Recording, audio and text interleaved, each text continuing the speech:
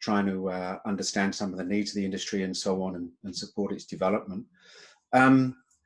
Just one thing, maybe just to say by way of introduction as well, which is significant change since, well, certainly since we started doing this work, but also since we last saw many of you face to face in the workshops that were now nearly a year ago. Obviously, in this passage of time over this past year, all a bit bizarre, but nearly a year ago. In that time, one thing that's happened at UBC is that some of you might know there's long been a wine research centre hosted at UBC's Vancouver campus. Earlier on this year, I can't remember exactly when, we transformed the wine research centre into a true dual campus centre, which means the support of UBC for BC's wine industry is now really drawing on resources across both campuses and the development, the growth potential of both campuses in a hopefully coherent and systematic way. If it's not coherent and systematic yet, it kind of will be, is the idea. That's why the Wine Research Centre has been set up like this. And Jo is actually the director of the Wine Research Centre. So with that, let me hand over to either Malida or Jo for the actual presentation of the report. Cheers.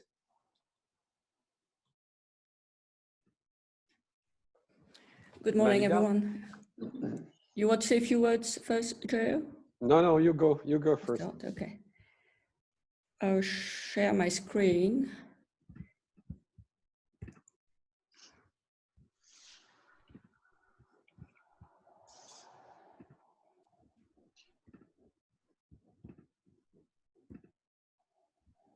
Okay, is it good? Can you all see the PowerPoint file? Great.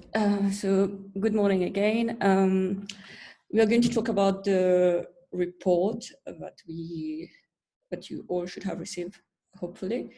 The report itself is about, I think, 30 pages long, so we agreed that we will go through some key points today. I will start very briefly to talk about the goals and objectives and also the process that led to the set of recommendations in the report. And then Jo will take over to go into more details about some of the recommendations and discuss what's next going forward.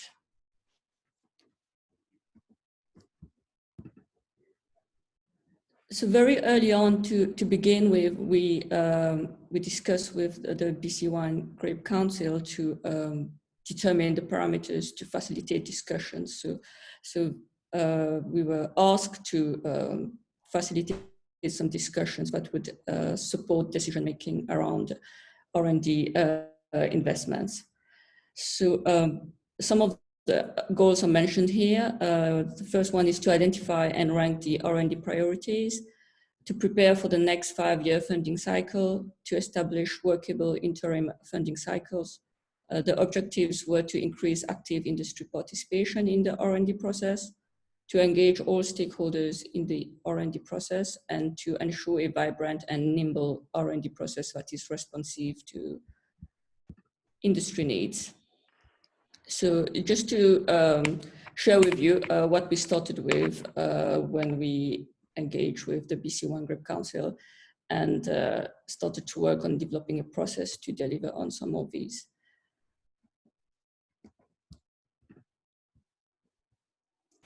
Before I delve into the process itself, I just wanted to share with you our approach more generally as a group at UBC, but also what underlies how we did some of the work with regards to facilitating discussions on the R&D roadmap. So one of our primary concern and focus is to organize knowledge, to create spaces where people can generate new knowledge, share existing ones, and act upon these. We do so by challenging, using reason, evidence, and sensibility. We do that ourselves, but also we encourage people to provide reasons and evidence when they're putting forward ideas, suggestions, and critique. We facilitate active participation and interaction from industry actors across the territory. One of the key things that were highlighted also in our discussion with the BC1 Grape Council was to ensure higher buy-in from different actors in the industry. That was very important. And as I will talk later, that was one of the primary concerns about why we did some of the activities. And the last point is to enable participants, as I said before, to generate new knowledge and to draw new conclusions and act as well. So making sure that the knowledge leads to actions. Moving to the key steps in the process, I'll briefly go through these. So the goals and objectives that I discussed on the previous slide emerged from discussions with the BC1 Grape Council, which started before July 2019. And then we moved to engaging key actors and stakeholders in the process at the BC1 Grape Council conference in July 2019. We sought some feedback about a draft survey that we were going to do later on. So we got valuable input from participants at that conference. And for example, there were talk about the fragmentation of the industry, the need to increase communication amongst BC1 Grape Council members and stakeholders, and also I think something about representation from or engagement with industry members on Vancouver Island. So all of these input and more led to how we refine some of the questions for the survey that was administered between 31st July and 24th August 2019. There were more, I don't recall the exact number, I think Joe will talk about this later, but there were more than 40 people that took part in the survey.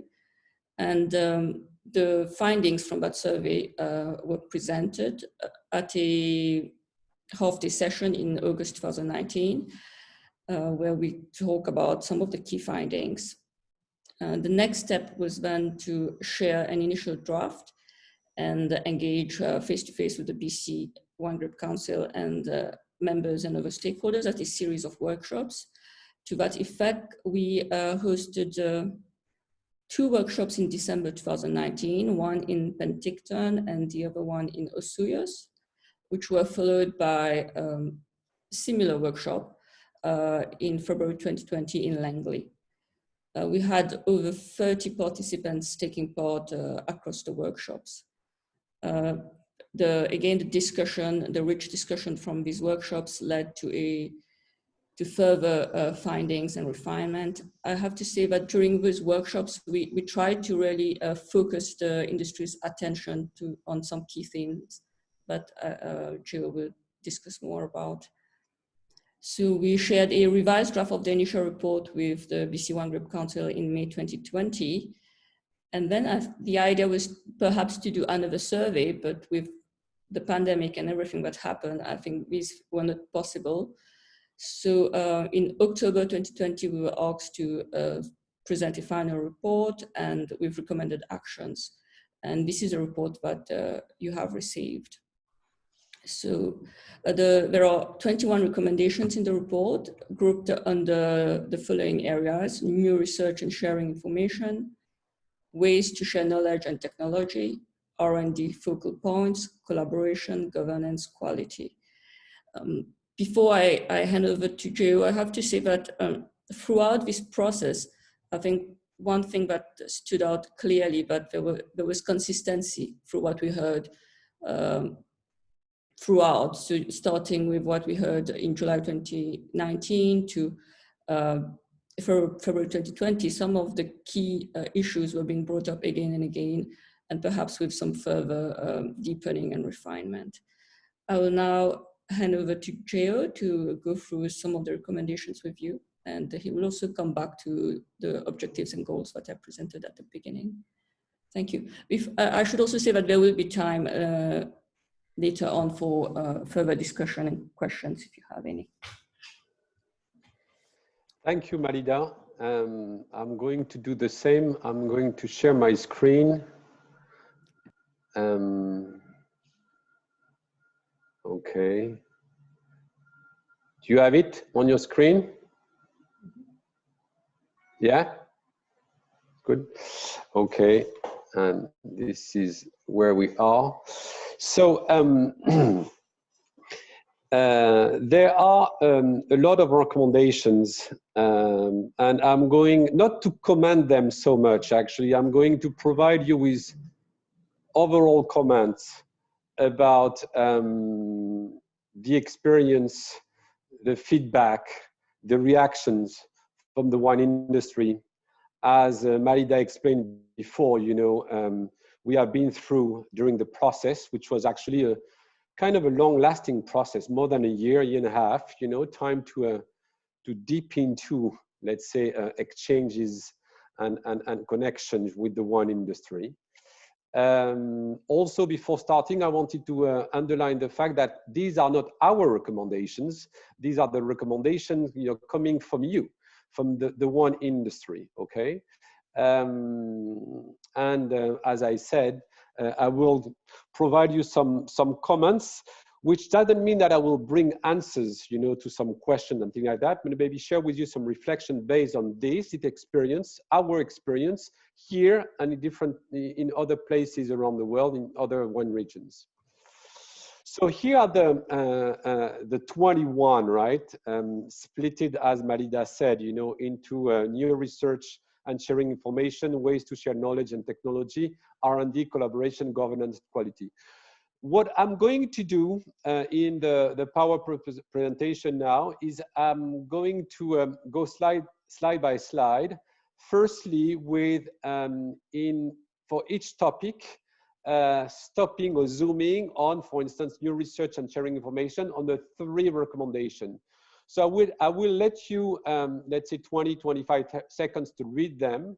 And then after, you know, I will provide you my comments. So don't be surprised, okay? For each of them, I will let you some time just to read, you know, and I won't do it myself. So you can discover them.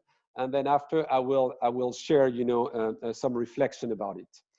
So let's start with the first one, new research and sharing information.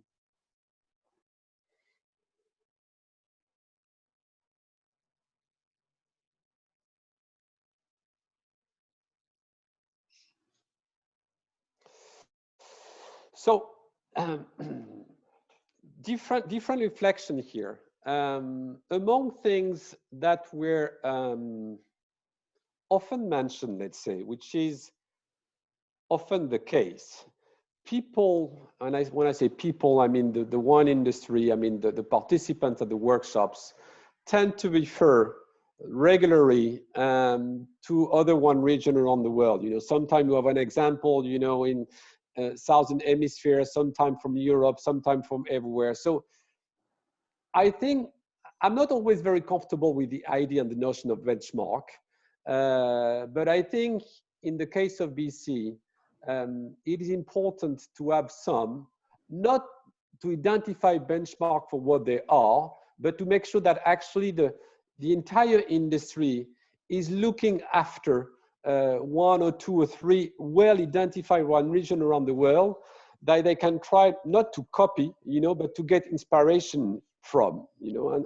And the idea, I will insist a lot on that in my presentation. Interestingly, I should say, when we did our work on identity in British Columbia for the wine industry, one aspect, one fundamental of its identity was diversity. And I have to say, you know, not surprisingly, actually, we had a lot of diverse comments about, you know, the R&D reflection and roadmap we were working on. So diversity is good, but when we talk about strategy, it's also good, you know, to have some well-identified point of direction, you know, well-identified to follow. Another aspect about research and sharing information is, of course, something that well, I'd be keen to discuss about that, which wasn't the case at the beginning of the process. But of course, this is a relationship with and the collaboration with academic partners. So UBC is one of them, I suppose, but not only. And when saying that, I'm having in mind region across the world. You know, Napa and Sonoma have strong relationship with Davis.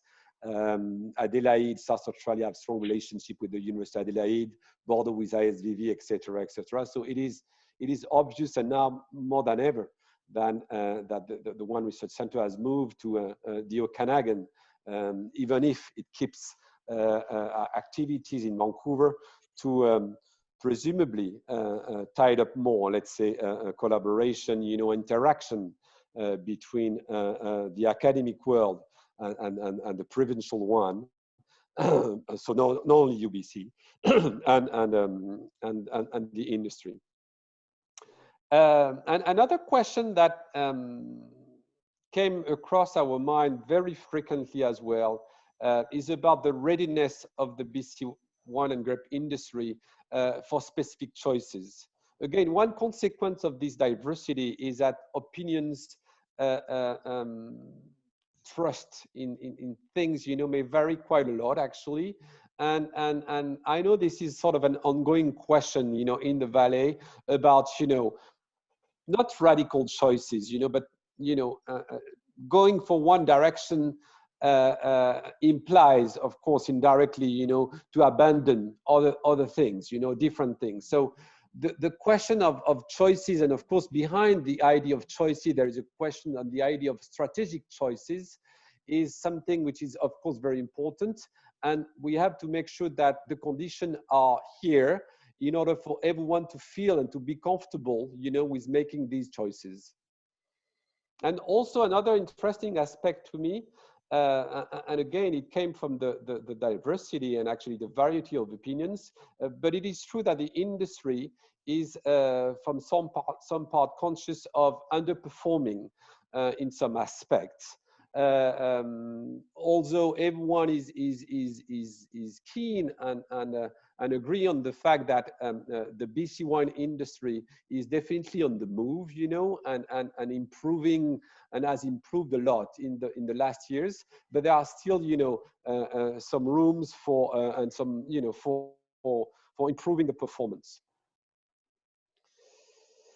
Second section, the topic were on the ways to share knowledge and technology. So here the most question about how, you know, we all agree and conscious that we need to share this knowledge, but what is the best way, you know, to do it?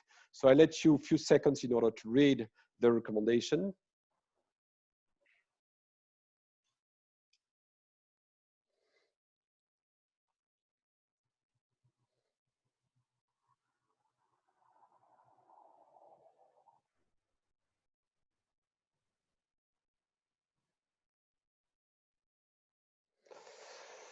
So, well, quite frequently, and not surprisingly, I should say, even if, as mentioned here, between brackets, the survey and the workshop were organized before COVID-19, but sharing knowledge online was usually mentioned as being, you know, preferred. However, regularly also during the workshops, people were insisting on the fact that face-to-face meetings are also important. And now that we are experiencing for several months, Roger mentioned this, you know, this strange situation, we all know that at some point it is needed by everyone. And I think this is especially true in the wine industry as well, where people, you know, tend to, let's say, keep themselves, you know, in their own land, in their own, you know, place, and sometimes have hard time, but, you know, sometimes for real reason of work or other thing, you know, to join a collective dynamic, you know, on site. But it is a key issue. I mean, this question of organization, knowledge, you know, sharing and dissemination, because the BC wine grape industry is still, and I insist on that, I already did, you know, is very heterogeneous. So with different backgrounds, with different personal stories, with different expectations, actually, with different view about, you know, the business and things like that. And the best way, you know, to have the industry in general accepting, you know, the right orientation, the strategy looking, let's say, is to make sure that there is a good diffusion of knowledge, you know, to everyone, and everyone is impacted positively, of course, you know, by it. And which also explain why sometime, and I know this is a judgment, you know, but again, nothing wrong about that. I mean, this is just normal in a growing new region. Sometimes the main challenges are not well identified, and it is clear that some people are sometimes not having the experience and the knowledge, you know, of to embrace and to be able actually to make some choice, some right choice, not only at their individual level, but more at the regional level. What is good for the one region is going to be good at some point, you know, for yourself, but sometimes for everyone, it's not evident to understand because the reading of the real challenges is not always well understood.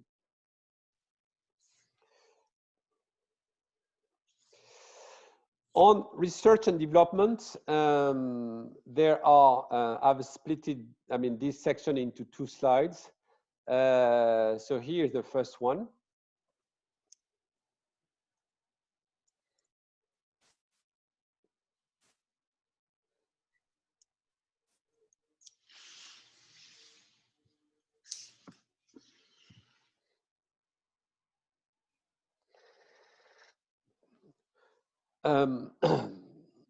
One challenge, and this is what we are trying to do with when we do work or research on the field with the group which is with me here today, is always conduct our activity in different locations of British Columbia.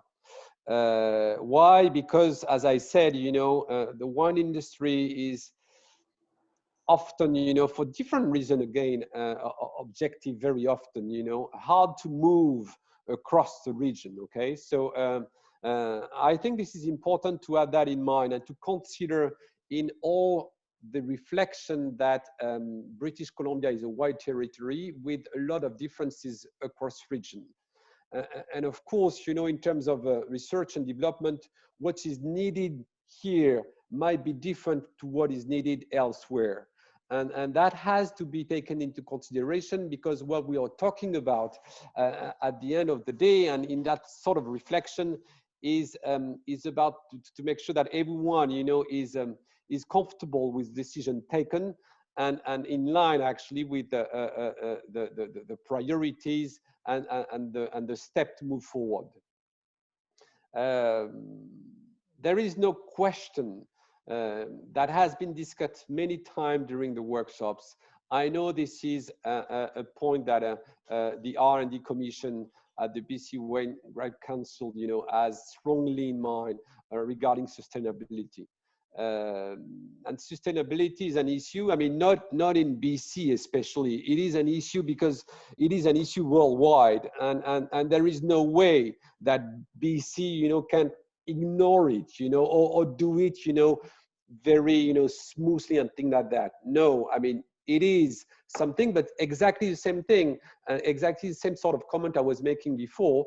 Sustainability is not, it's sometimes not exactly well understood, you know, and the level of what it means and what are the challenges behind this are not always, you know, commonly appreciated.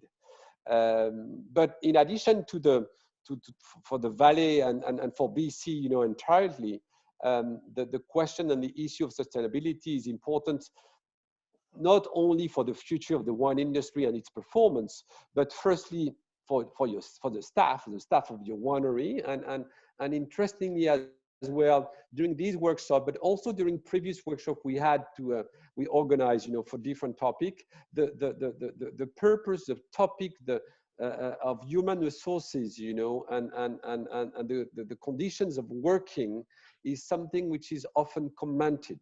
So, and I do think that the question of sustainability is also a challenge for each winery regarding its own staff. For the surrounding community, obviously, of course, and it is important.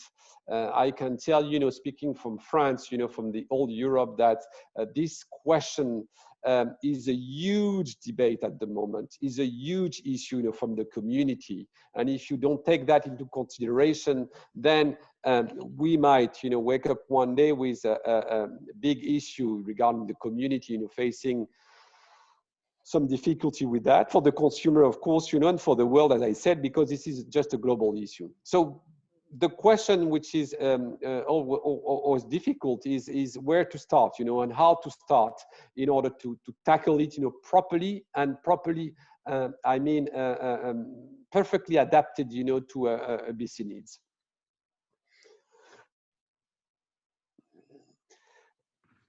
R&D focal point number 2.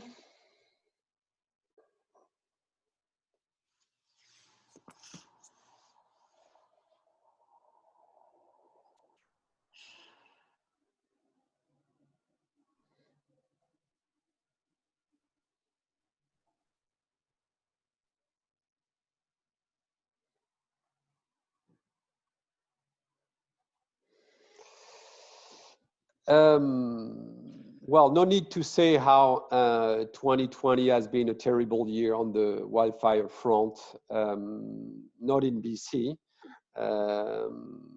which is good, but I mean, absolutely terrible in Napa, and Sonoma as well, but Napa surely, and even no need to say about Australia, where the entire country was damaged actually by wildfires. So it is something, I think, where BC, you know, together actually with the California and Australia, is at the forefront of that, you know, producing research, producing knowledge, you know, experiencing, of course, you know, for the bad, such hazards, you know, and presumably affecting one region around the world. And it is a fact that it is a major risk, you know, now we have to deal with regarding climate change. And I think here there is yeah, something to think of, not, I mean, in terms of research, you know, and development, but also in terms, you know, of policy to be put in place, you know, good practices, you know, in order to not to avoid the risk, but to be ready when something happens. Water management issue has been very much discussed, you know, during the workshops. This is typically, you know, from an academic point of view, an issue which is very well addressed elsewhere. And I think that BC, you know, will benefit from learning, actually observing what are good practices, good examples, you know, good benchmarks, as I said before, you know, elsewhere in the world. Many regions, Australia, of course, but California as well, in the Middle East as well, you know, they're very, very good in water management issue applied to the wine industry. So I would tend to think that regarding this issue, typically a good sourcing, you know, good connections with already very well experienced one region across the world would help, not easily, but more easily that embracing, I mean, doing it ourselves. Generally speaking, my deepest opinion, let's say, and what is to me the most important step to take is there is a real need for refined knowledge across the territory. We all together do not know enough about, you know, soil conditions, soil microbiome, climate conditions, monitoring, you know, climate and weather in different parts of the valley, etc., etc. We need a deeper knowledge of the reality of the geography reality of the BC wine territory in order actually to take the right decision, in order to do things in line actually with the reality of the field, and not because of what do we feel, you know, what do you experience in your own vineyards. hydrology, pedology studies, of course, you know, these are absolutely necessary. On collaboration and quality,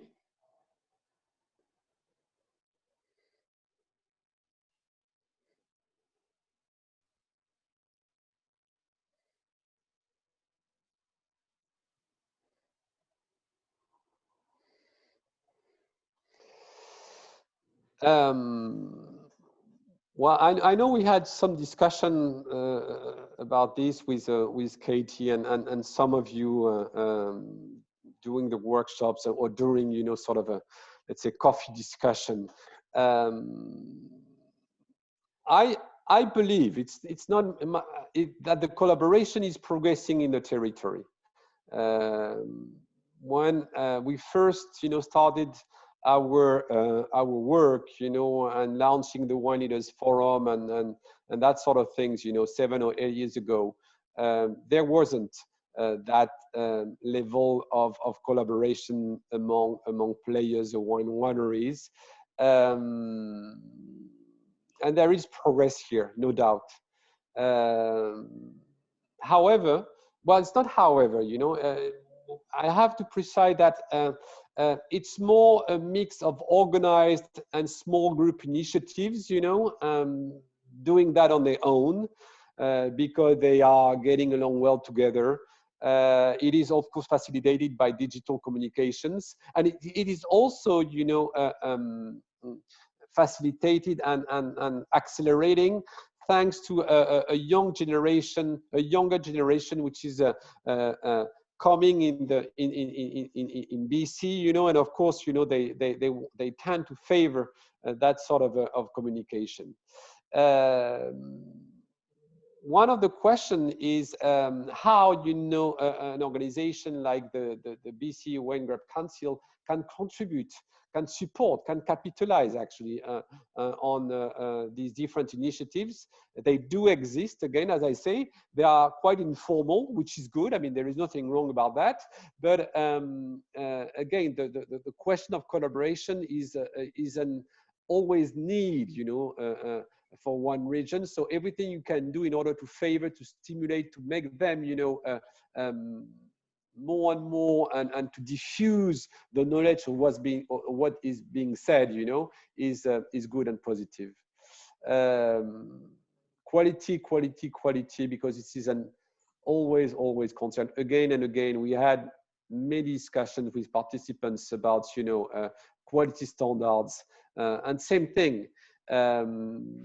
Most of the people agree, you know, on the fact that it is key, but the understanding of quality standards applying to the wine sector is still very diverse, you know. So of course it's complicated, you know, to embark everyone, you know, in some directions if at first, you know, the idea of what quality is or should be for the BC wine region is not commonly and collectively accepted.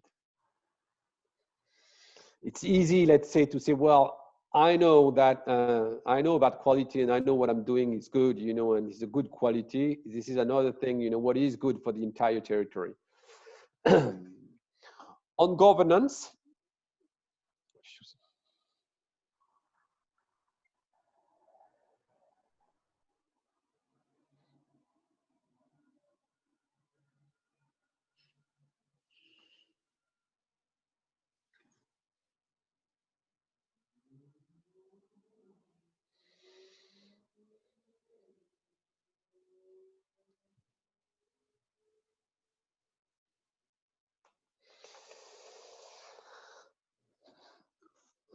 governance is, well, possibly one of the most challenging aspects in the wine industry everywhere, for many reasons, economic, social, linked to the agriculture world, etc., etc. And it is a question. Again, it has been discussed, you know, with many participants all along the process, actually, you know, about the role of I mean, I'm not talking about the BC Wine Grape Council, you know, especially. I mean, it's a permanent discussion about, you know, wine bodies within BC and what they're doing. But again, I mean, don't get me wrong, this is exactly the same sort of discussion you could have, you know, elsewhere.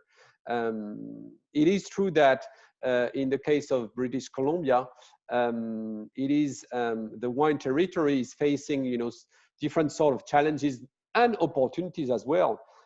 As I said, and as we all know, this is a young territory. It is a developing territory, growing quite fast, you know. So of course, you know, the faster you grow, the harder it is to find actually your landmark and to make sure that everything is going, you know, well properly. There is a new, as I said, as mentioned before, you know, a new generation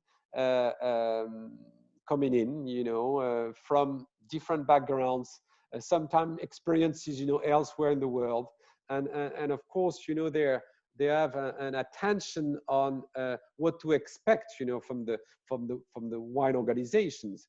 So you could tell me why it was the same 20 years ago, but not exactly, because 20 years ago, the wine industry weren't at the point where it is right now. And actually, it was the beginning of everyone, the winery and the wine organization at the same time. Here, for this new generation, they arrive in BC, and they have, you know, they're dealing with these organization already existing, you know, for them, or you know, now for 20 years. So they have expectation and regarding them.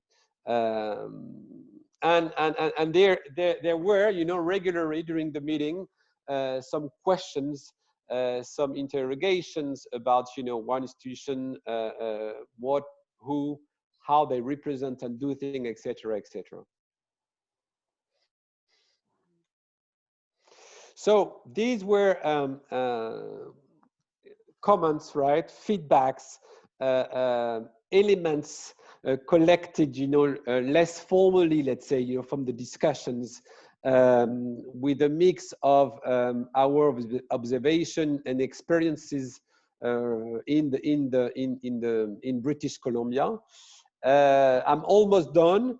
Just to finish, as Malida mentioned at first, to recap what were the goals of this study. First, to identify and rank R&D priorities, and we are providing you with these recommendations. One of the questions we should discuss now is it time to decide and time to decide and rank priorities? We were supposed to go to another, I mean, conducting a new survey in order to rank the priorities, but maybe we can start the discussion, and maybe there is no need, especially, you know, to have a new survey, and maybe it's a decision to take and a discussion to open. Another goal was to prepare for the next 5-year funding cycle. Interestingly, you know, when I was preparing this presentation, I was thinking, well, we are in 2020, 2 multiplied by 5 years go to 2030. I think this sort of time frame, you know, a decade from now on, gives, you know, a good perspective, a good time frame to determine metrics. Where do you want to be in selected, you know, points, selected standards in 2030?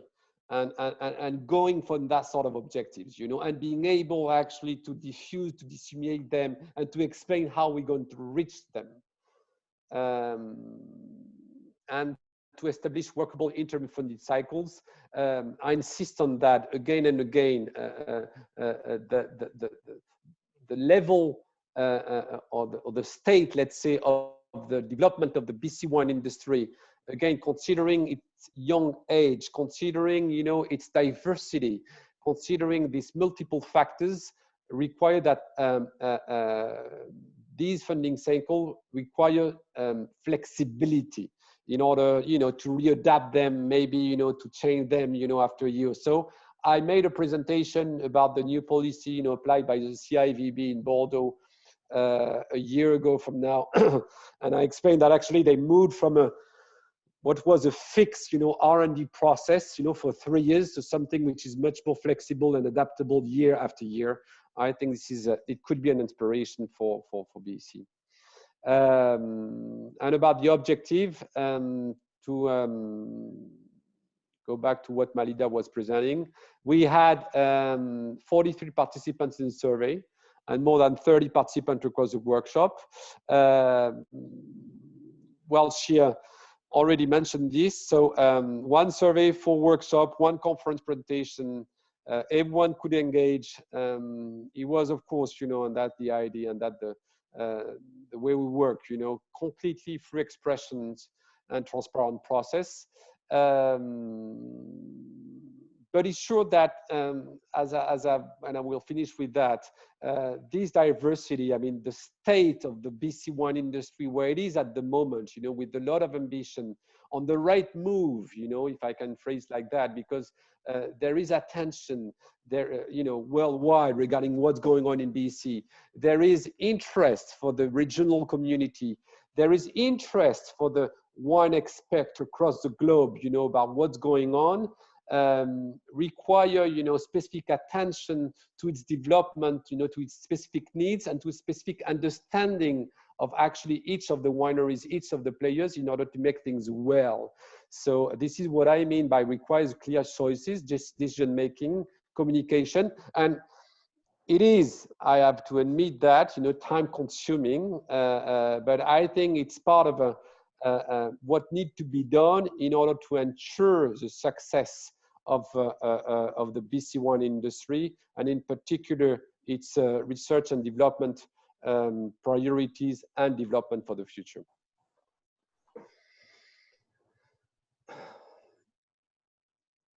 Thank you.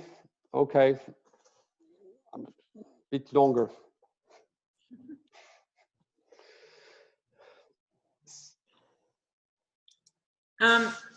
So we're ready for discussion, correct? Comments and, yep. and discussion. So what we'd like everyone to do is, other than our hosts, turn your video off, and when you want to make a comment, turn your video back on and unmute yourself. So our hosts, Malida, Marcela, Jacques, Olivier, and Roger can see when you're ready to ask something or say something. And so we'll open the floor.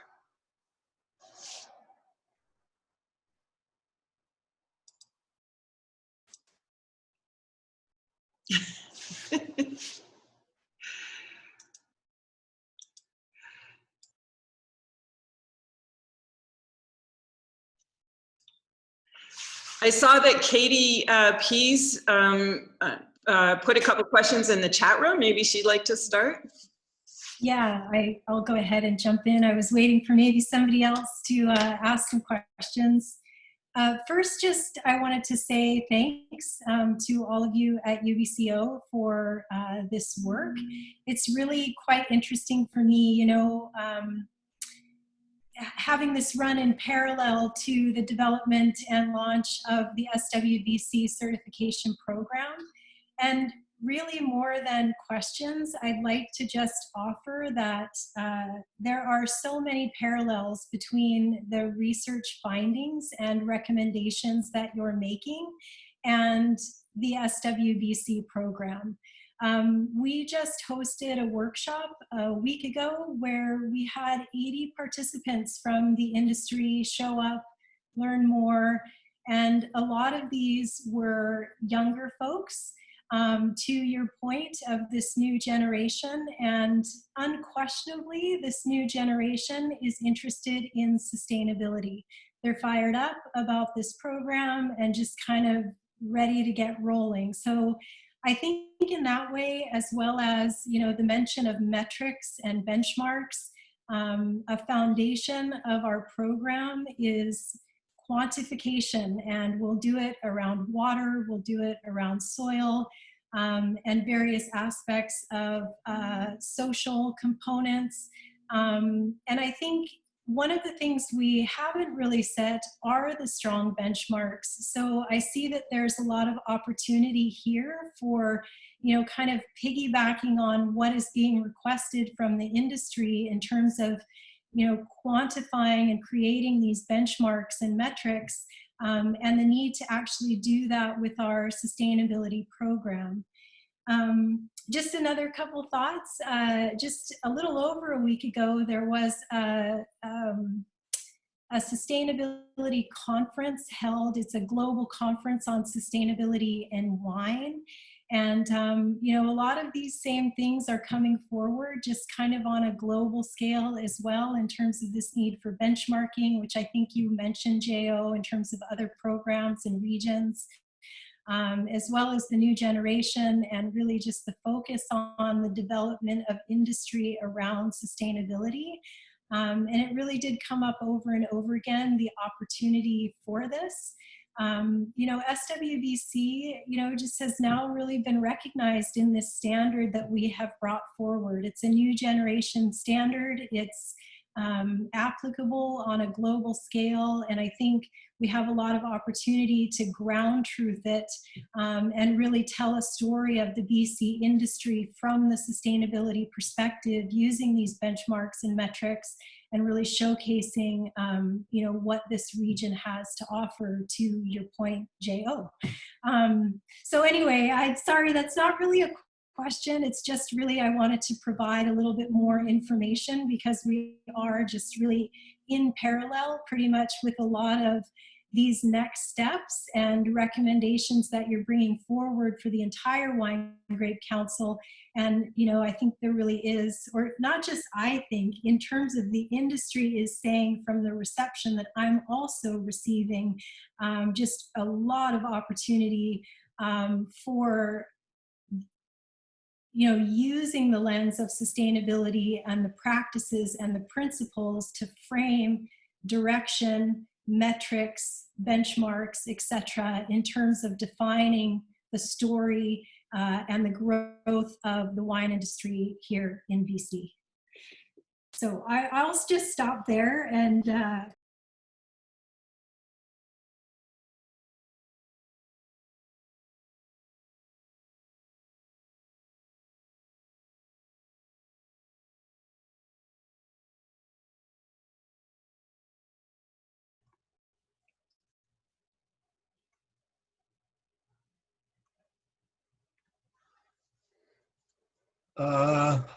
I really don't hear anyone talking. Are we still on? So, I mean, I'm really interested in priority setting for the research. We just had a meeting with all the Vote One researchers a few days ago, and we did discuss starting the process of setting priorities for the next 5-year program. The next 5-year program starts in 2023. But in general, we figure it would take us about 1 year probably to come up with a fairly good, concise list of not only just individual research priorities, but also priority themes. And then in the last year, I mean, ideally we should be ready by early 2022 with specific recommendations for research. And that this is really specifically for the 5-year program, the CAP program, that the BC Wine Grape Council is member of the Grape and Wine Science Cluster now, the national program. And my question, I mean, I would really like to hear some recommendations on what the best way would be to proceed with this. I mean, we do have some time, but it would be really worth our while to do this right and to try and get as much feedback from industry as we possibly can. I don't know, maybe Roger, whether you do have any comments on this or anyone else?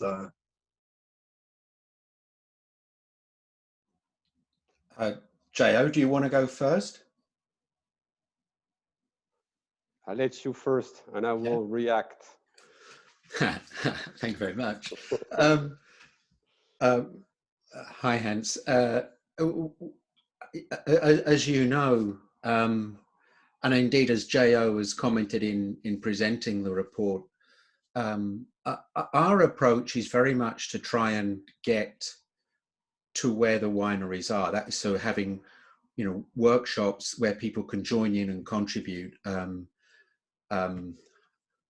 around the different regions, sub-regions, and so on. And I think that bearing in mind those sorts of things is very important. I think this is where this kicks in part of the recommendations around the report as well, that do focus on going to the wineries in certain respects, going, you know, to the groups, maybe tie into where some of the informal groups that people know of exist, maybe piggyback on other activities and events. I mean, you know, maybe there is stuff going on involving groups around the sustainability initiative that can be piggybacked on as well. I mean, I do think that the setting of priorities requires hard decision making. And my own view is that hard decision making really does need to be based upon good evidence and good reasoning, and that needs to be called out. It shouldn't be based upon who's got the loudest voice, or in some other respect, simply the most influential voice. So I do think it's very important to unpick that. A third thing I would say is that the setting of priorities does need to usefully look at what's also going on elsewhere. I mean, there's this thing about, you know, there's knowledge around the world, there's knowledge being generated anyway. Well, that can be sucked in. Okay, so what are you going to do new? Priorities have to be handled in that regard, but also in terms of some of the problems that many of the problems or challenges that the BC wine territory is facing are being faced by other territories around the world. Scope for collaboration, learning from what other people are doing. Just look at what other people are doing, and in some sense take that knowledge. So I think that everything I've just described is messy. Of course, it's messy and it does take time. I think you're right. It's, you know, set off in January, and with a bit of luck, in a year's time, you will have some clearer priorities, but it requires some of those really difficult, honest discussions. It goes to the discussion around things like quality that Jo has raised. In the workshops we did, no, that's not true. Not everybody is raising quality, but I think in most workshops, quality is raised. And the honest discussion in those workshops is quality is you know, quite varied. That goes to where you want to prioritize your R&D work in order to drive that quality. Just hard choices. Jo, go on. Give us an easy way to do this.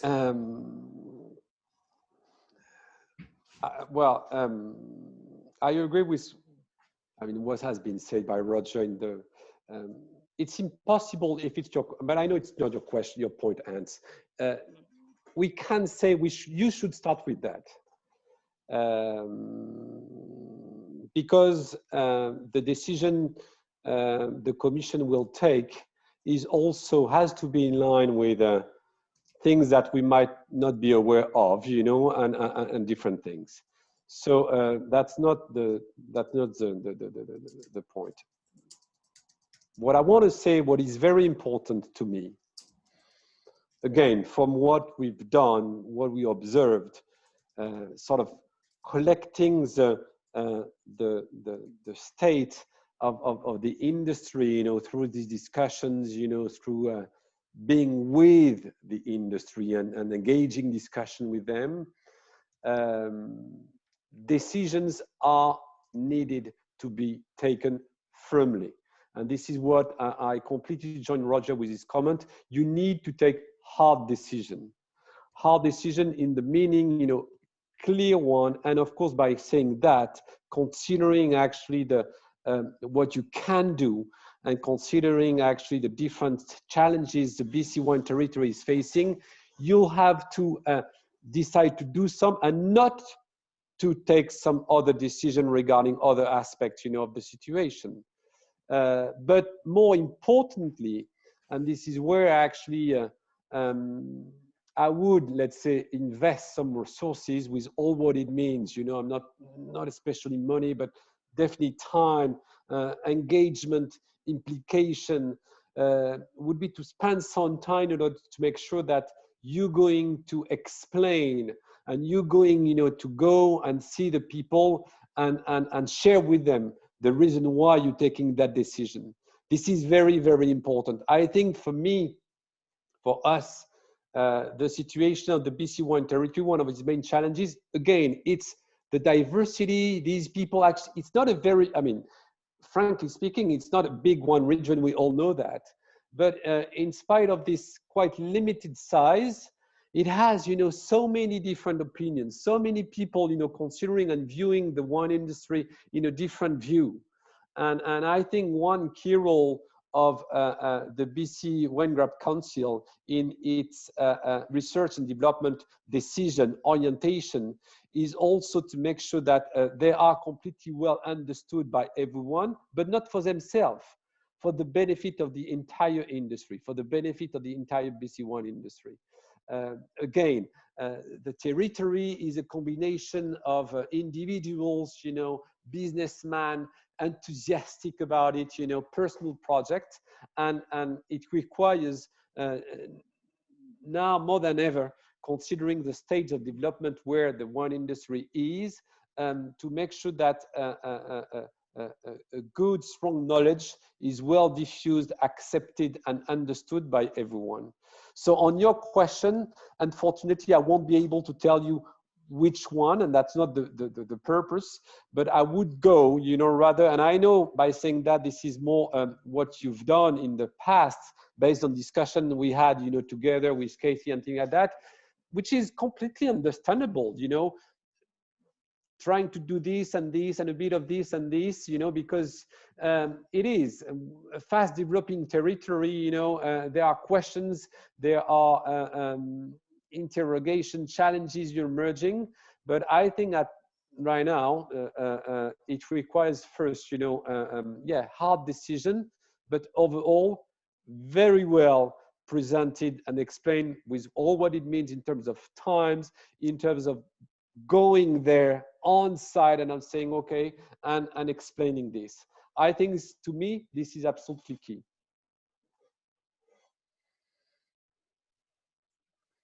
Yeah, thanks. I mean, you know, in the past, we have taken different approaches in terms of developing priorities.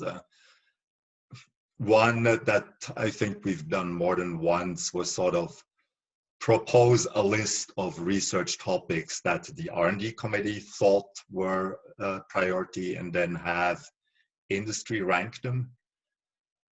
And, you know, maybe that does work to some degree. Not quite sure whether this really does allow for a lot of innovation because but I mean, this is the other thing that we also have done on occasion is just, you know, basically ask for feedback, sort of an open forum where everybody can sort of input their preferred directions to take. But that too is a little bit difficult for, I mean, somebody then eventually still has to rank this in some way. And you know, what we and what Agriculture and Agri-Food Canada also is asking producer groups to do now is to develop sort of themes that they want to class their research projects under. And last go around, I mean, for us, sustainability was always the lead theme, and I would suspect it would still be the same. I mean, other themes were climate change adaptation. And I think quality is definitely, certainly also a theme from my perspective that becomes more important because, I mean, there is one thing, the move to more sustainable production practices does possibly have some impact on perceived grape and wine quality. And it would be interesting to actually sort of measure this and, you know, being able to make some recommendations on what kind of an impact a certain new specific production practice would have. I mean, I'm thinking particularly, for example, on cover cropping instead of, you know, clean cultivation or herbicide, white herbicide strips under the vine. And we do not really, as far as I know so far, we do not really have any clear data, or, I mean, there are some hints, but not really clear data on what the impact actually will be on the product in the bottle in the end. But I mean, it's more, I mean, the process, I would love to find an ideal process that involves as many people as possible, but without confusing too many people. And that we are still struggling with. I mean, the risk is, in the end, it will always be a handful of people who make a decision, right? Well, yeah, and I'm not sure, maybe this is how it has to be. On the process, Hans, your opening comment there, my personal view is, I don't think the optimal way of dealing with things is for a group to create a list and then have some sort of vote on it, because that form of voting does not actually engage with the substantive issues necessarily. It doesn't actually have effective discussion and deliberation about what the reasons are, about what the evidence is, and so on and so forth. And so I think a process that enables that, my own view is that's crucial.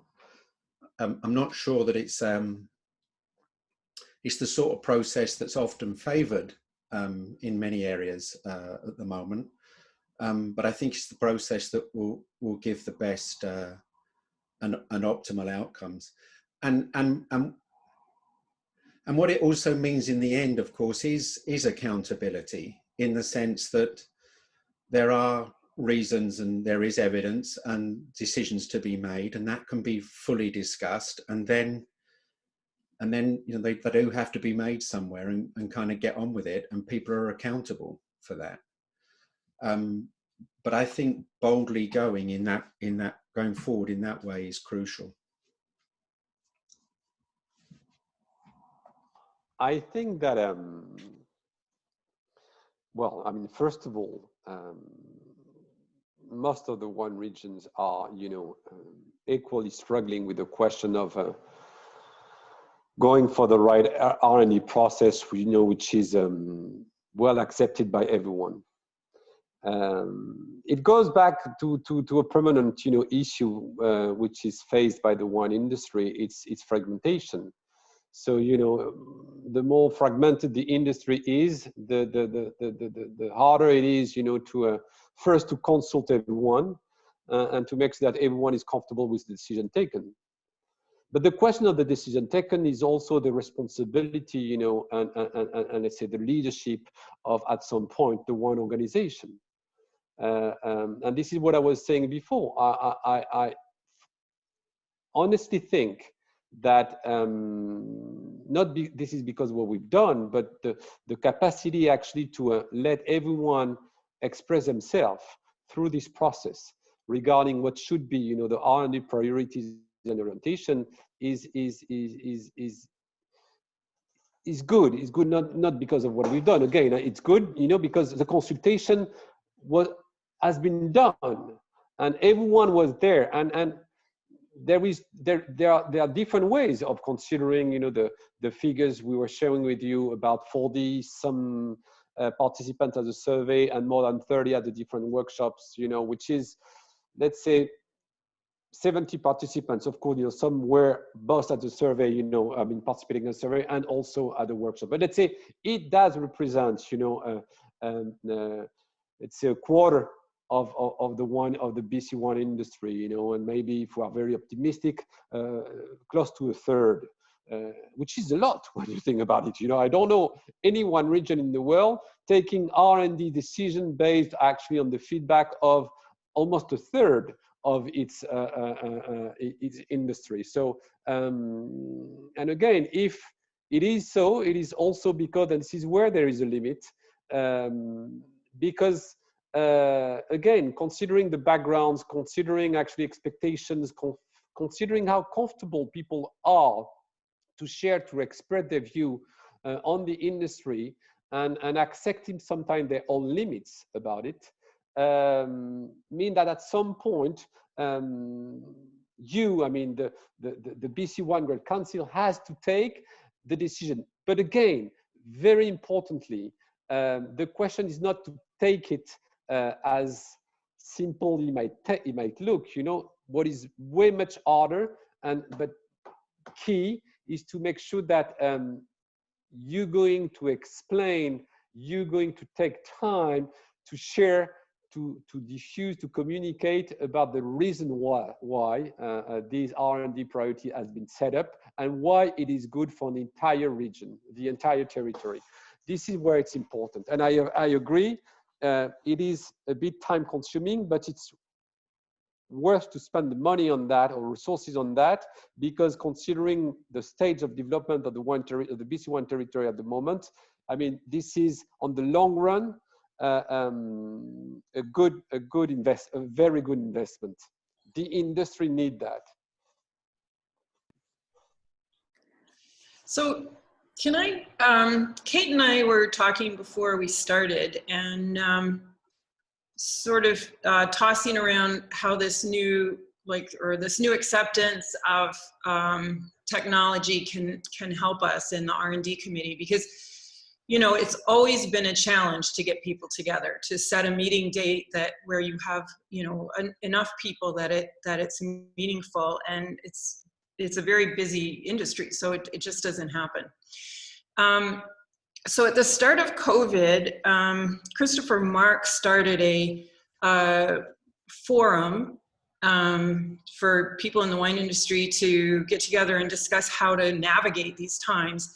And especially for the first several weeks, it was weekly initially, and there was really good participation. It was a really good dynamic, and a lot of discussion came out of it, and it was pretty cool. So, you know, we kind of had the idea of more frequent R&D meetings through Zoom and at a regular time. So, like, what if we met once a month, like whatever, first Tuesday of the month, whatever it is, and people could join or not, and maybe there would be, you know, maybe there would be themes. Maybe 1 month it would be discussion about soil, and you might have a speaker or two, a researcher or two to discuss it, and then conversation about how important that aspect is to the industry. And like, do you feel that we would be able to maintain participation in something like that if it was regular and scheduled and people knew to show up or not? It's an idea.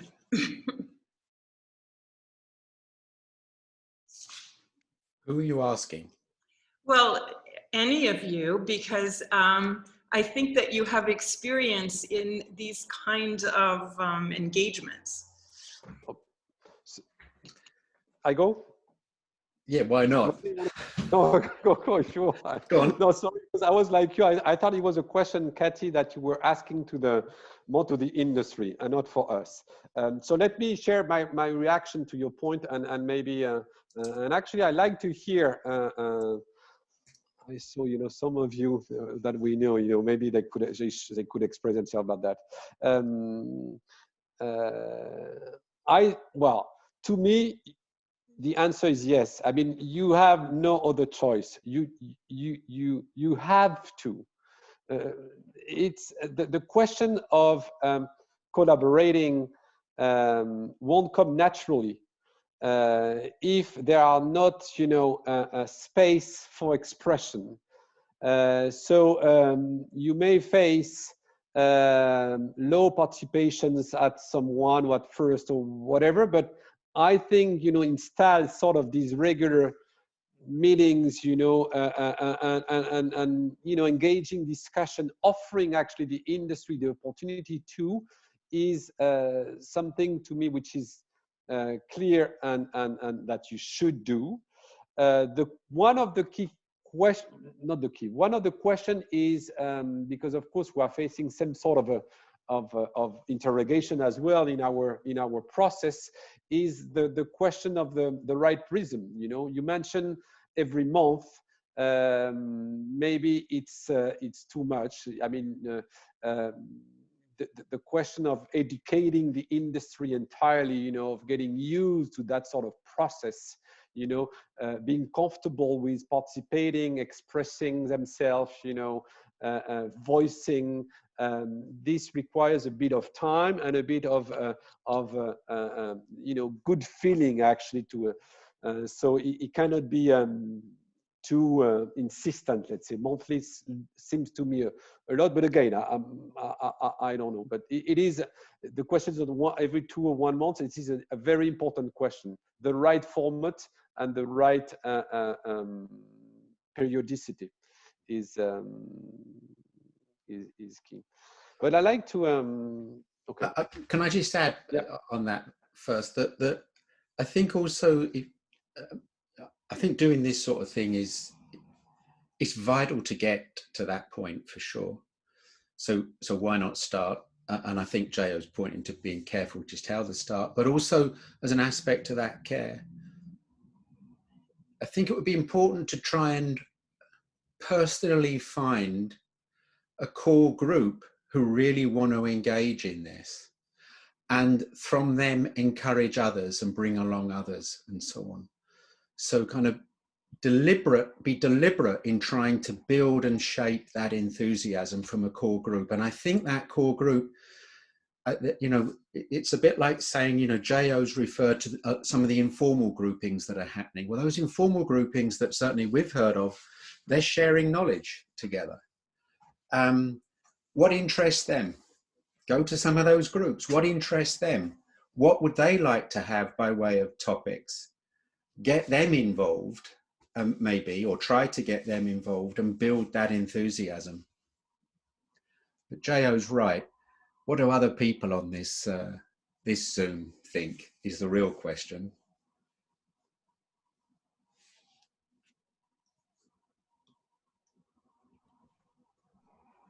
You know, personally, I'm kind of intrigued by Kathy's idea. I think there is some potential in this. If you do organize sort of educational webinar style meetings, very often in discussion at the end of a presentation on a specific topic, a lot of questions come up.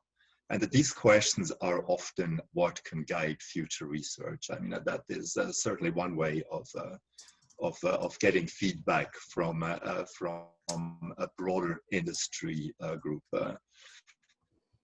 And you know, the CGCN is actually starting a webinar series, but these are specific on virus-related issues, and we'll see how much feedback we can gather from that, and that would probably help. But you know, sort of once every month is maybe a bit much, but once every 2 months might certainly be an option. I think it would be great to kickstart this and see how far we can go with that. So. Yeah, I think one of the things that really struck me from one of our meetings last year was the diversity of the questions that were coming to the group for R&D committee support. And I think the one that really stuck out to me was the quality and value pieces, the not necessarily core science research projects as it had pertained to kind of how we ran R&D in the past. It was very much, you know, a physical project. So all these kind of social economic type pieces were coming into the R&D project sphere, which we had never really had, you know, I think because the group had always been so technical in the past, we hadn't really focused on these issues. And I think it's a dynamic question or a series of questions that I don't know that we're all prepared to, you know, facilitate that kind of scenario with kind of who's on the committee currently. How would you address those kinds of, I guess, that new world of looking at things differently?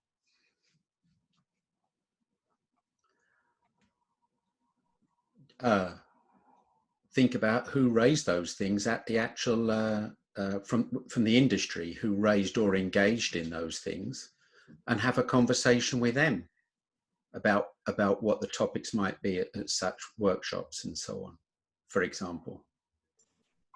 I think the challenge from my mind space is just that, you know, a lot of those items in the past would have been something that was maybe more BC Wine Institute related, or you know, I think we have a better partnership with the BC Grape Growers Group, because it's very viticulturally based and very technically based on that aspect. So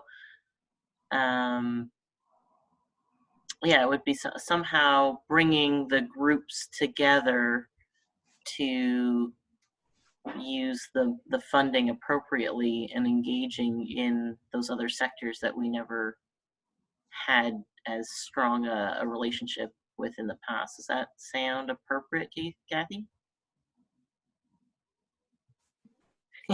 You're muted. If I may say something, I want to share a little experience with the study of the Japanese system of quality, if anyone is aware of that.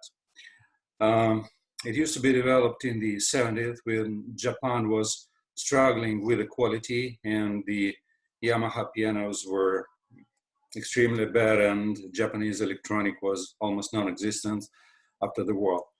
And what was happening, the way they created this very substantial level of knowledge, was to create quality groups, or what in our language we would say R&D groups, which were created basically on every enterprise, within the enterprise. So basically, on a very basic level, in the lunch break, people sitting around the table, they were kind of encouraged to discuss the ideas. What's happening just here? Why these one things are not going well?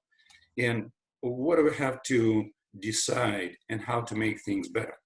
So these were the initial, starting points of these discussions, and they then grew them to the higher level, and those questions were rising higher and higher, and led to the general directions in the research and development, technological and scientific, and look where the industry is now. So in my opinion, this suggestion to make those meetings regular, maybe once in a 2 month, is essentially a great idea. The question is how to overcome what sort of thing seems like a disconnect between the academical scientific community and the practical people on the field, because they definitely have their own questions in mind, and those things has to be connected. They have questions, and those questions are waiting to be answered. Maybe it can be a kind of constant group of people, maybe created between the BC Wine Council and UBC and some other people who are really interested in their just, R&D core group. And when there's a subject that might be of interest to the community, they have to be invited to those meetings, R&D meetings, in order to present them some ideas. Let's say some people are interested in soil, some people are interested in fungicides, and some people are interested in sustainability. So they have to be invited to these groups when there's a substance to deliver to them. Maybe some presentation, question and answers, and this kind of framework. What do you think? So our experience here with our researchers has been that they are always eager to share information and connect with industry. We've been really fortunate that way. And so I think that there would be a really strong appetite to make those connections. And if we could do it on a regular basis, it could be really valuable.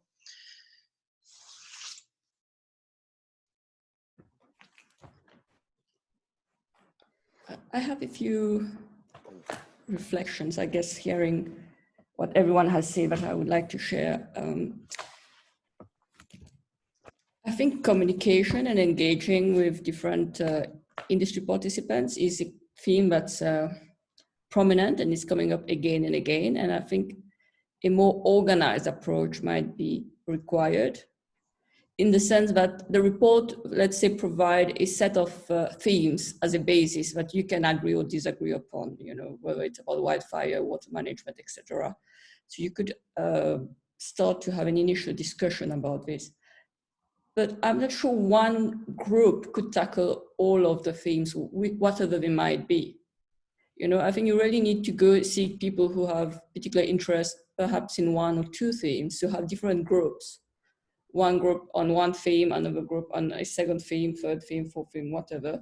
And then they come together at regular points in time, rather than have one group who's all the time looking at a broad range of issues. I think that could get messy and really time consuming. I wouldn't know how you could narrow it down in an efficient way, given the time frame that was mentioned before. So if, let's say, you have to decide by 2022, what would be the priorities, it would be difficult, I think, to have to keep a broad approach all the time without having specific groups discussing and then linking up together. That's one thing I wanted to say. The other question is the question maybe of capacity of individuals, but maybe also of different institutions. So on the different themes themselves. So this is very interesting to say, bringing other speakers, maybe who have the expertise to discuss on certain topics, but then the industry has to be more proactive about what are the specific questions that they have. Instead of a researcher having interest on wildfire and coming and proposing, you know, this is his research interest or her research interest and concern, the industry going to them about what they want to know more specifically. Again, that requires discussion, but being more proactive in that sense, I think, would be useful. So these were just some thoughts that I wanted to share. One thing I wanted to emphasize on, which is part, I mean, not part, which is, you know, part of the discussion. And I've mentioned it during in the course of the presentation, but I think I want to insist on this. And it relates actually to the question of priorities. Although, you know, I said before that, you know, we couldn't say, or we couldn't, you know, it was not our role to. That being said, I think there is one thing which is absolutely needed, which is actually at the beginning of everything, is a deeper knowledge of the territory of what it is, you know, because you can speak how much as you want on sustainability, CMR practices, soil management. If you don't have a clear, right, precise picture of the reality, of the entire reality of your territory, then you take a huge risk to take a wrong decision, or a decision which is not exactly appropriate to the need. And to me, what is lacking the most, I should say, in BC at the moment for, let's say, general improvement process, let's phrase it like that, is relevant informations about the territory, about its soil, about its climate, about the uses and practices of the different wineries. For instance, we had, not surprisingly, you know, interesting discussion all around regarding the use of glyphosate. What is the use of glyphosate in BC? I have no idea. It's I mean, it's not a question in favor or against. It's a question that at least we need to know what is the reality of the use of glyphosate in BC. Why? Because it is, you know, monitored everywhere else. And we cannot continue and develop and improve with not, you know, a necessary amount of knowledge about what is the situation, what is an exact picture of the situation. And to me, if there is a start, one big aspect of it is considering this, monitoring the knowledge, the real knowledge of the territory.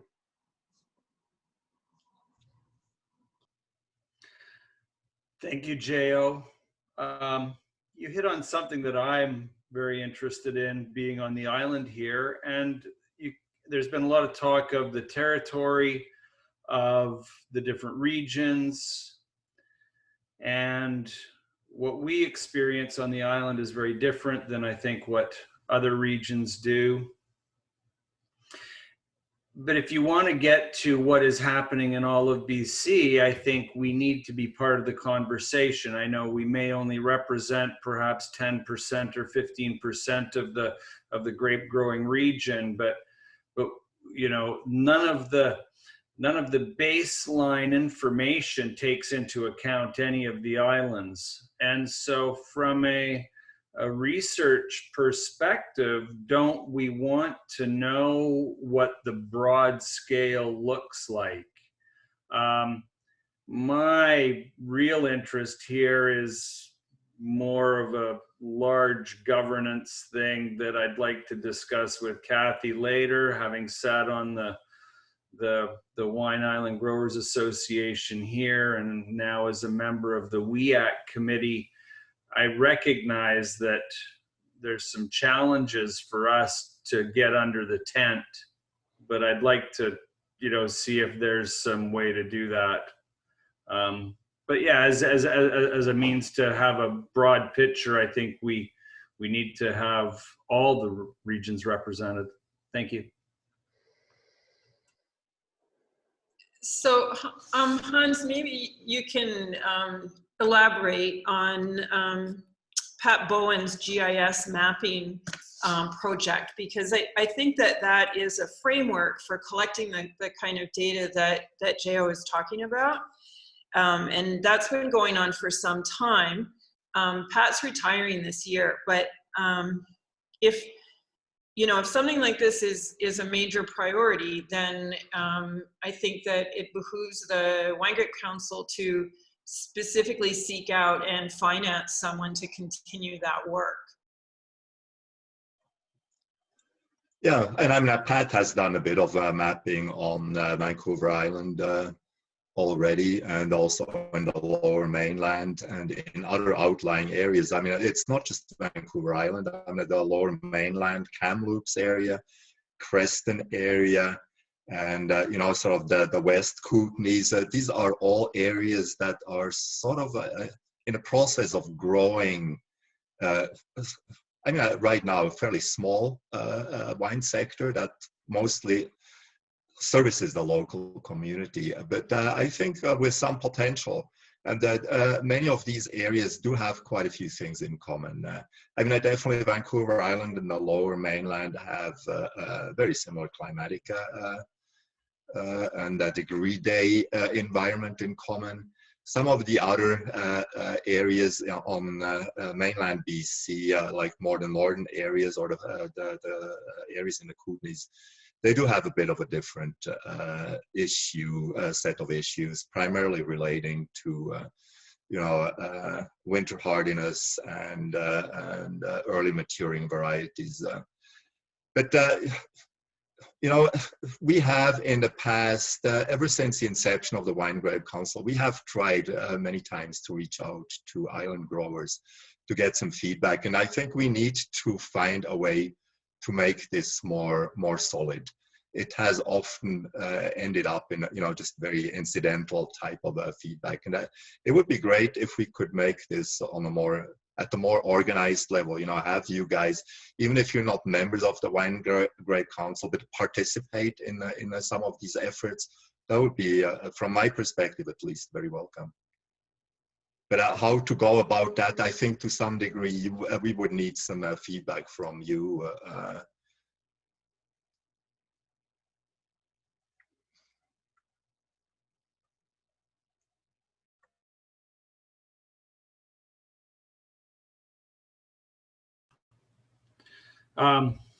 Thanks, Hans.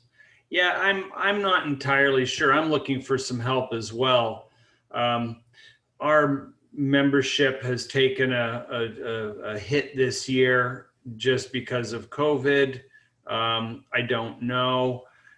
We are such a small, underfunded organization that I'm not sure how we can contribute. I think there's a lot of people that still feel very strongly about our small organization and would not be, you know, favorable to folding it into something else. You know, everyone, the majority of growers here are, you know, a couple, you know, 3 to 5 acres. So it's not like there's a lot of financial resources. I'm not entirely, Kathy and I've had a bit of a conversation. I'm not entirely sure how this would go about, but I would like to see us, you know, more as players in the larger organization.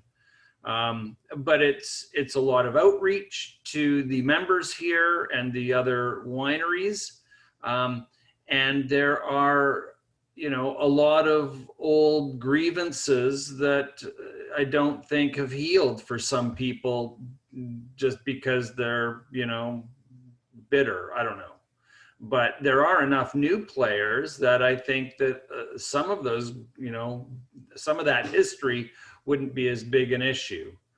Yeah, I'm really not sure how to do it, Hans, and I'd be interested in whatever guidance I could get, and I'll happily, you know, do some legwork from this side to try and encourage people to become members. But I think it would take a bit of a, I'm not sure how it's worded in the act, but Vancouver Island was intentionally kept out of the $10 a ton levy. So, you know, I think that would have to be addressed, and no one likes to be forced into doing anything. And so it would be a really difficult political puck to stick handle through all the stakeholders on this side. But, you know, there might not be a better time than, you know, sort of the current climate we have. And, you know, we have also seen a sizable investment by one of the world's largest, you know, wine growers in Jackson Family Wines. And if that's not a testament to, you know, foresight for the island, then I'm not entirely sure what would be. So I think, you know, the time may be nigh to revisit this. And I'm not sure when you said the last time anybody reached out, Hans, but, you know, in my 8.5 years here, there hasn't been any. So if there was something I missed, you can please fill me in. Yeah, I mean, some of us have made presentations to the Wine Island Growers Association over the past years. And you know, in general, I met with a lot of interest. And, you know, from my perspective right now, this is not about making the growers on the island become members of the council. But I think, yeah, but this is my personal opinion. I think I would really welcome some island growers joining some of the committees, like the research committee, for example, on of the council, to that would give you a position to actually have some input. I'm not sure what how we would view this as this membership, whether we would see you as guests. I mean, that would really be up to the board to figure this out. But I don't see any reason to exclude island growers, whether you are members of the council or not.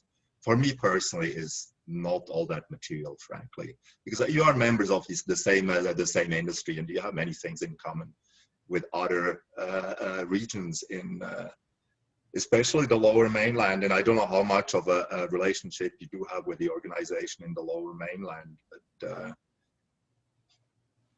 that would also be a somewhat logical. I think part of the problems, Hans, is that there's only so many human resources we have with the amount of people to be involved in so many organizations. I'm not even sure how many were a member of the Grape Council at Blue Grouse, but I'm not entirely sure who else is. And I've seen you speak over here, and it's great, and you're always well received. But you know, yeah, I mean, I can put that out there to see if somebody's interested in sitting on the R&D committee or something like that.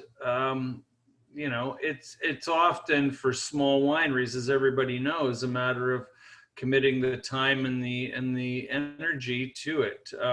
You know, and feeling so far removed, I think, is ultimately a challenge. You know, I think the way we are now learning to move, to meet through Zoom actually will make these much easier. And if we keep this all up even after COVID, I think it's an opportunity to actually include much more people from more diverse geography. Because in-person meetings, definitely for somebody from the Vancouver Island, you do that maybe once a year, if at all. But you know, here you spend an hour and a half, maybe 2 hours, and then you can do whatever you want. You don't have to worry about travel time, etc. So I think this could potentially change how we do communicate. And I don't know, maybe Kathy, I don't know. I did not speak for the council. I mean, you should speak for.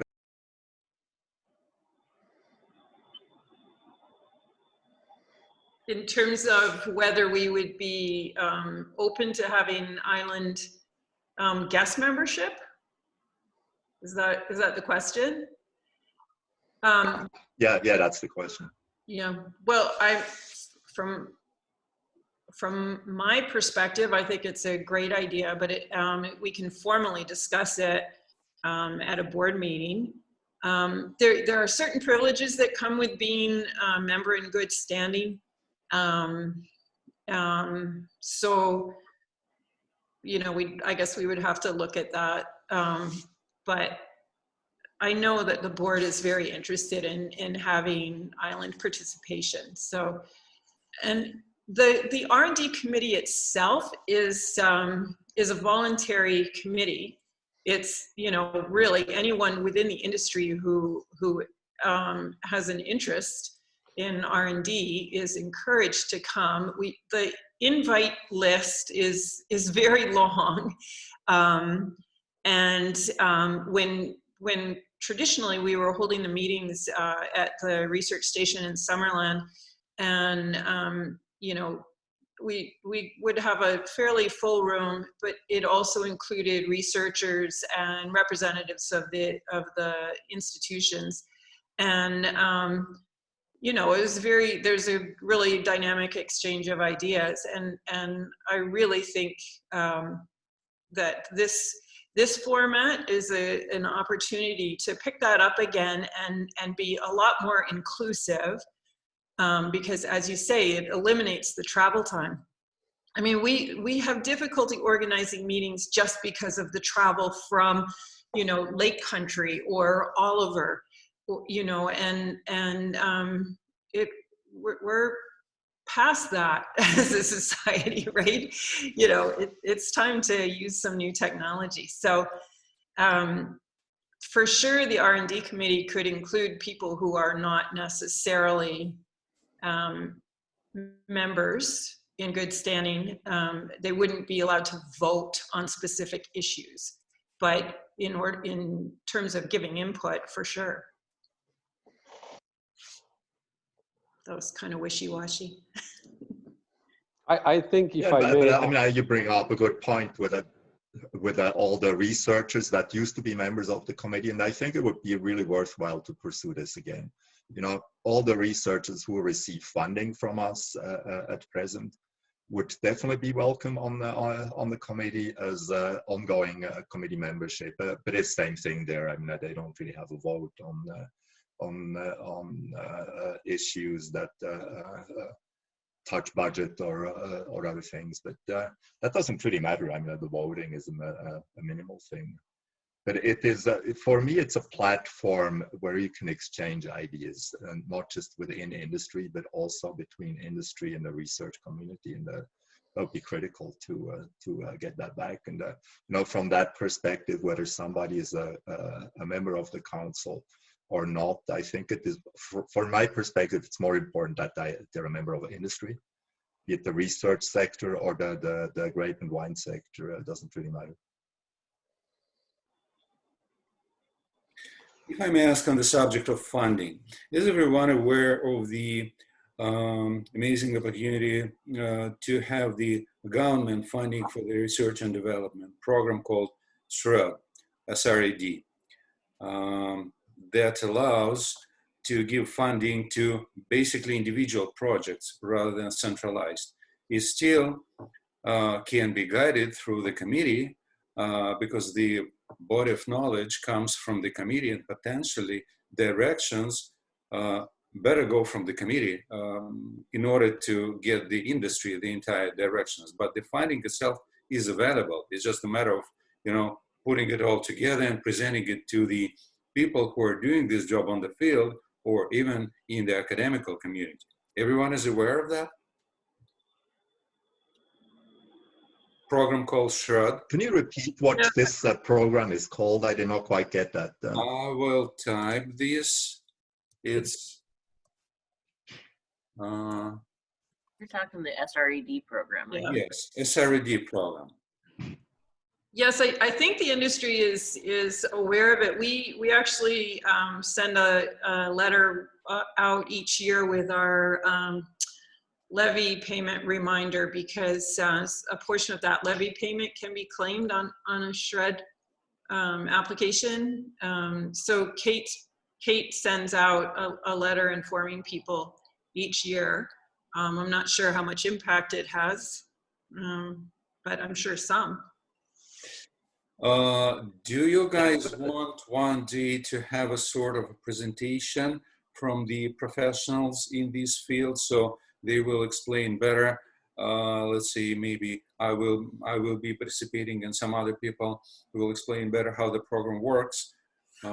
Maybe, I don't know, 15, 20 minutes, whatever. Just we'll try to make it really short.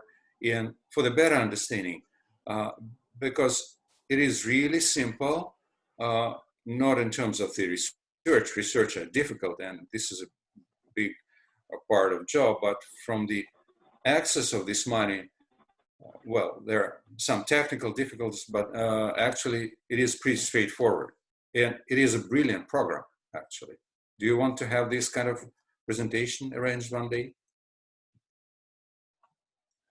Sure. And again, to clarify, you're talking about the scientific research and experimental development program. Yes. But if that is what it is, this is not really a funding program. It's a tax credit program. It is. It is arranged in the form of tax credit. You're absolutely right. Yeah. Okay. And I think quite a few, especially larger members of the Wine Grape Council are using this already. On the one hand, just through getting tax credits for the levies that they pay, but also for research that they do themselves on their own operations. And it's definitely worthwhile, but I mean, it's not exactly a funding program, I would say. Well, it's money, so how it's not a funding? It's not a funding for the entire research, but it covers the expenses. So basically, it's one way or another way, it's money, and those are money funneled towards the scientific research and development. So basically, maybe it's an addition to what you're already doing in the funding, but it's a good addition. Whatever it is, I believe it's welcome. It's definitely something that we could look at as being, you know, part of one of these monthly or bi-monthly presentations. So we can keep that in mind. So we have 10 minutes left, and I just want to. I noticed that people have added a number of links to the chat, and I want to ask that Kate could send that information out to the people on the call at some time later. And maybe open it to some final words from Roger or Jo. Can I've got no particular further things to add, but I don't know if Brett was trying to say something earlier, because I noticed, Brett, I don't know if you're still there, your blue hand came up. Yeah. Hey, sorry, I just lost service. I'm driving to Karamias right now. Can everyone hear me? Yes. Yeah. So one of the things I feel like we're kind of struggling with is each little area and each little sub-GI is going to have their own list of priorities that they're looking at accomplishing. Bailey on the island with the growers there, they're going to have different things than people in the Kootenays or Salmon Arm. So to just kind of blanket the funding and where these research projects need to go and where we need to focus, that's going to be tough when we're all just doing this one collective mind. So the thought of, you know, if you want to participate, if you want to be part of those inclusions and funding, you almost need to have the people that are willing to put in their questions and their thoughts and come together on research projects on the island, have their own small Zoom meeting group, and they discuss what the island needs specifically. And then they can approach the Wine Grape Growers Council and say, this is what I think we need to put our funding and our energy into.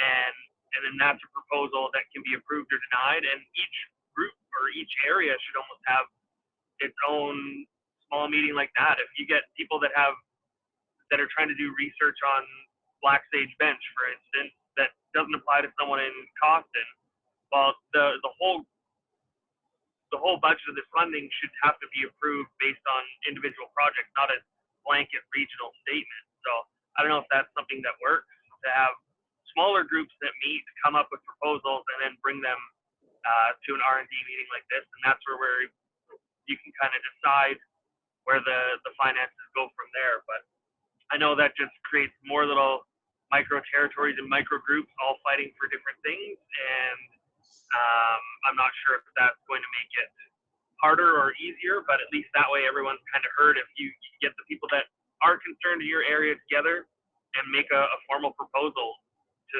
see where this R&D money and time should go.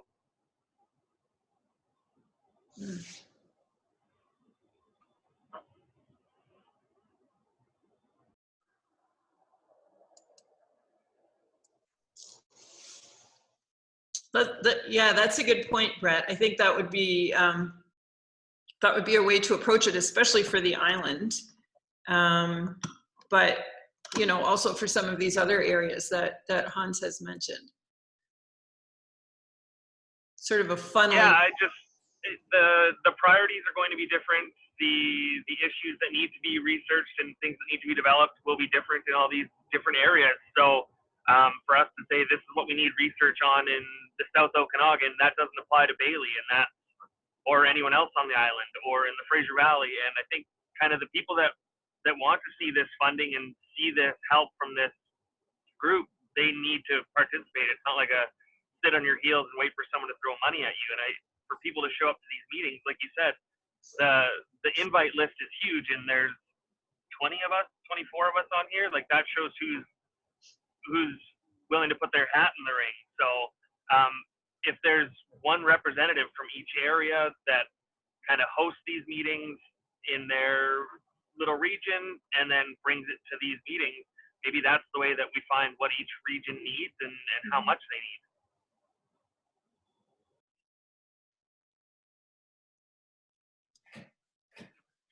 I'd just like to add to that. And, you know, in the past.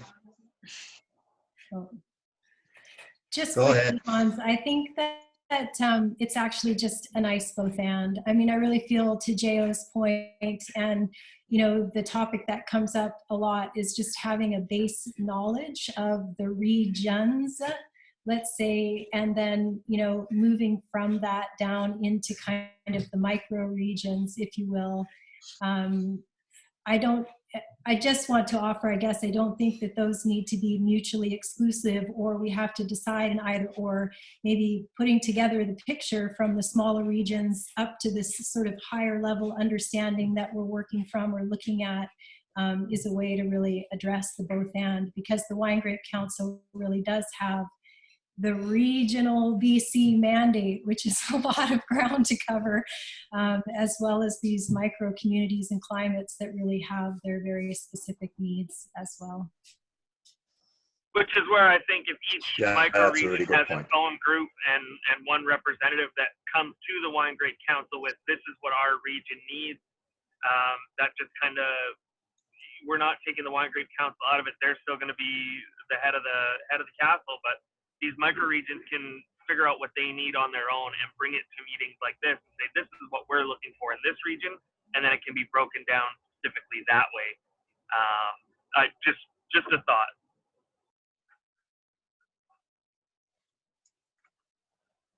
I mean, in the past, we have tried to fund primarily projects that have very broad applicability, that are not very, very region specific. And let's say, for example, soil management. I mean, this is something that is pretty transferable between regions. Well, other issues, you know, what is the best variety to grow in your region, for example, that is very specific. But it is certainly possible to also pay a little bit more attention to region-specific issues. But I mean, this will really be up to, I assume it's this committee, the R&D committee, that will make all these decisions in the future, or at least make recommendations to the board in this regard. But you know, it's not a bad idea to get some specific regional input if some regions are well organized to do this. That would certainly also be a new aspect of getting feedback. Well, I just wanted to add a word, as Kathy, you mentioned. I mean, we're going to the end of this meeting. There is something which is also needed to be, I mean, to complete the discussion. And I say it very easily because I'm directly concerned, is the relationship with the Wine Research Center. I know that you always had a very good relationship with researchers, you know, being able to present, you know, on a regular basis their work. But we need to reinvent actually the type of relation between the university and the research center now, which is going to be partly based in the Okanagan. But also, I mean, let's be clear, my intent is clearly, you know, to dedicate our work and focus for the entire BC wine industry, which means including Vancouver Island, definitely, because I think this is an asset, and I don't think, you know, BC has interest not to, I mean, being inclusive, this is exactly it. But in terms of what we can do, how we can improve, let's say, our role and our contribution to the development of the BC wine industry is exactly, you know, what we have and I'm having in mind. And maybe, you know, it's time also, it's a good time to engage new discussion about, you know, how we can, not entirely, you know, but let's say partly orient our work and our research in order to make sure that, you know, we are well coordinated with actually what is coming back from the feedbacks, you know, of the different sub-GIs and things like that. Again, we can have a bit of flexibility. And as I was saying in the course of my presentation, this is the way it goes in most of the other wine regions. So where there is, you know, as much as they can, a strong collaboration between the wine bodies organization and the academic world, you know, if it is organized around institution, which is the case now. It was, but it's even more the case, as Roger, I mean, you mentioned it at the beginning, with a newly installed One Research Center.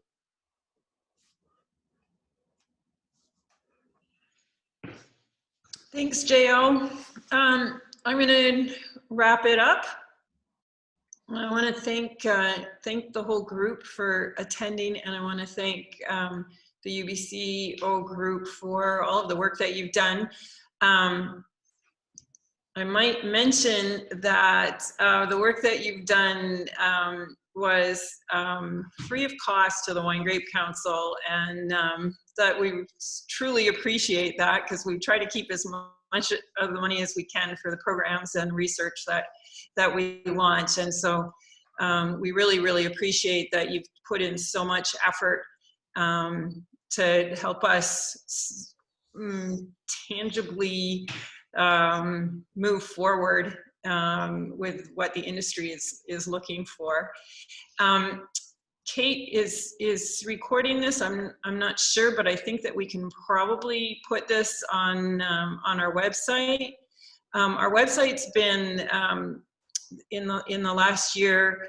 It's been given a refresh, and I think it's a lot more navigable. And I encourage everyone to, you know, go there for information on current research projects and just things that are coming up, and hopefully regular R&D committee Zoom meetings as we go forward. So Kate, do you have anything? No, I just wanted to thank the UBC guys for all the work. It's been a long going project now. We're obviously over a year into this, and it shows the importance of getting our regional groups to have input into this process. And I feel that yeah, it's been good for us to go through it, and I think that it's going to really support the next iteration of our 5-year cycle. So thank you very much for that time, and for all of you attending. Okay, thanks everybody. Thanks, Bye. everyone. See you. Bye. Yeah, thanks all. It was great. Bye. Thanks.